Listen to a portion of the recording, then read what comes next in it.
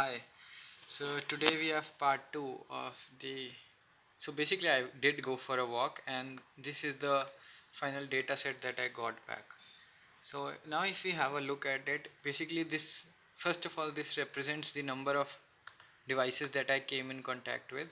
This includes people that walked by me and also people that were inside their homes but close enough for to be detected. So yeah, it can even like detect people inside homes, so it could be useful in like remote places where you want to see if somebody is hiding. Okay, so first we'll address the couple of issues. So if we have a look at this block here, you can see that the first couple of numbers, the first three columns are same. They are DA, A1 and 19. This is most likely due to the manufacturer being same, but the phone is employing a security measure where it is changing the last parts of the MAC address.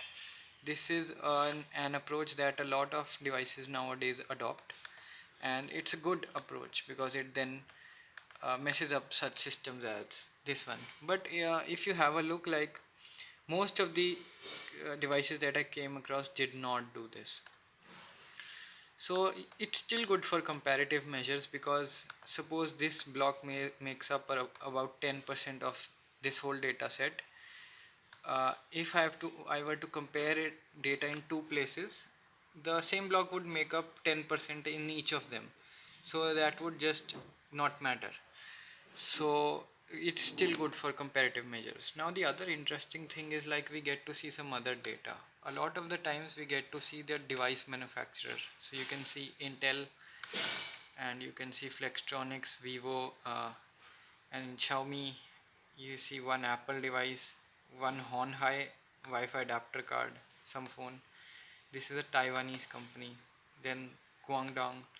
This is from an Oppo mobile, and this is one Samsung mobile. So along with like knowing the number of people, you can also like see their device manufacturer, and in some cases, if they have their Wi-Fi saved, they will even transmit what the SSID or the name of their Wi-Fi signal at home was.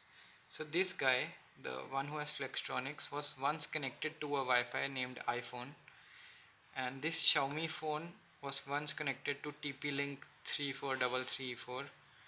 This unknown, which basically is this whole block, was connected to, once it was connected to this Vivo phone, or this Vivo is that phone's name, and once it was connected to this Wi-Fi network called Android AP. Similarly, for the other devices, you again see the TP-Link one occurring here, this time from an Apple device here, same SSID, and we saw it here with Xiaomi. So that's most probably a case of two people from the same household working together, because they are likely to use the same Wi-Fi. So like that, you can also see like which people most likely live together, and that's a very like nice surveillance tool. Here you see the Xiaomi phone is looking for a Wi-Fi called SASE 24D. This is actually the sector which I live in, the 24D.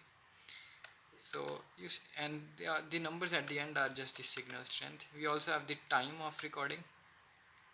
So you can now you have a couple of use cases of how and why this data could be useful to people, and this data is practically just flying all around us 24/7.